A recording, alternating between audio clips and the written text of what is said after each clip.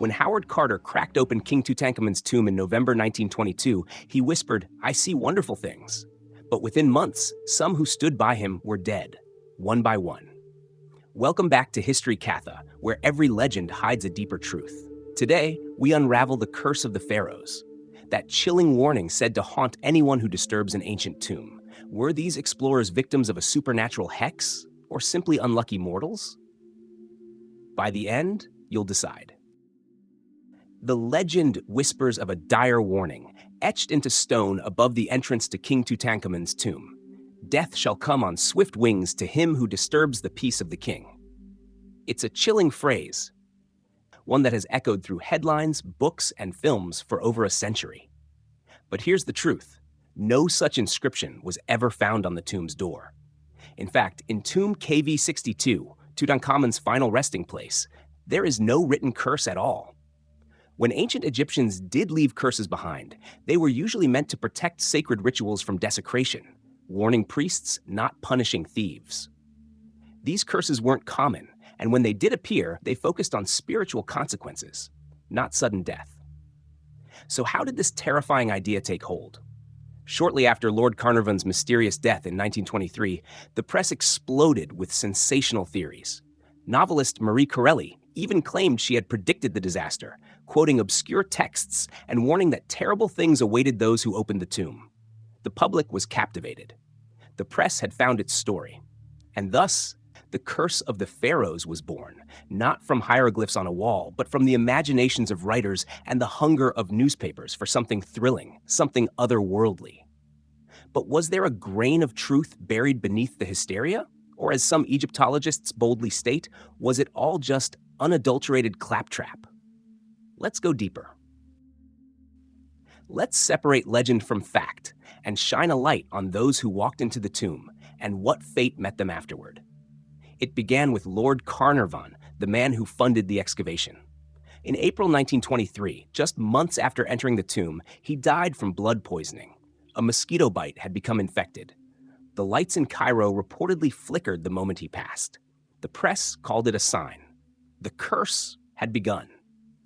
Then came George J. Gould, a wealthy visitor. He toured the tomb, fell ill shortly after, and died of pneumonia in the French Riviera.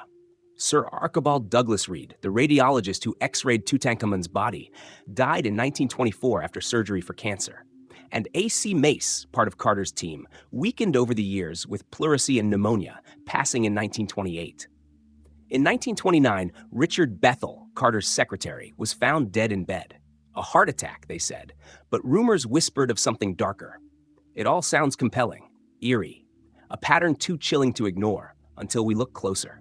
Because Howard Carter, the man who broke the seal and first peered into the tomb, lived another 16 years. He died peacefully in 1939 at the age of 64. And of the 58 people present at the tomb's opening, only 8 died within 12 years. The rest, they lived long, full lives, some well into their 80s. Not quite the swift wings of death promised by the curse. So, what are we really looking at? Supernatural punishment, or natural causes wrapped in fear and myth?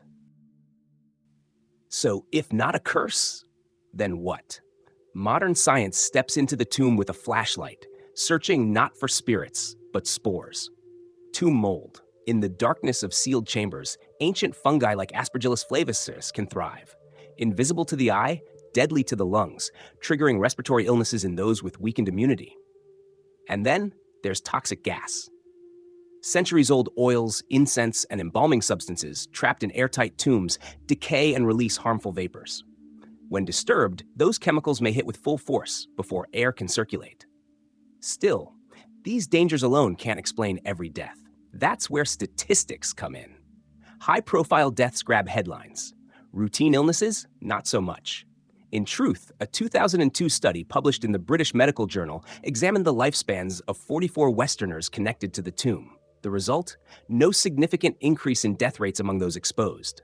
In fact, many lived longer than average. The so-called cursed group actually outlived life expectancy by a full year. And here's the twist. Some say Howard Carter himself helped fuel the legend, not out of belief in magic, but strategy.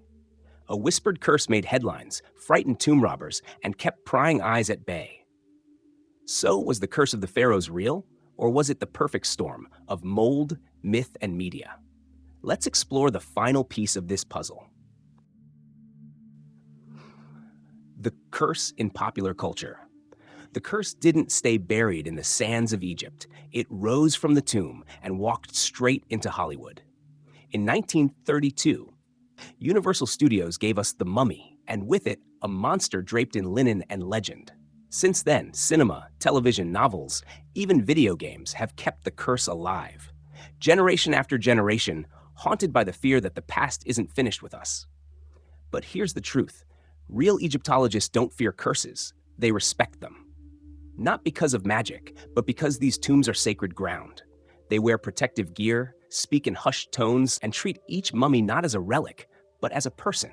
Someone who once laughed, loved, and ruled. Because whether you believe in curses or not, some places demand reverence. Not fear, not fantasy, but awe. The tomb of Tutankhamun isn't just a doorway to the past. It's a mirror showing us how we still wrestle with mystery, mortality, and meaning. So, what's your verdict? Was it ancient magic guarding the tomb, or just a myth magnified by the media? Drop your theory in the comments.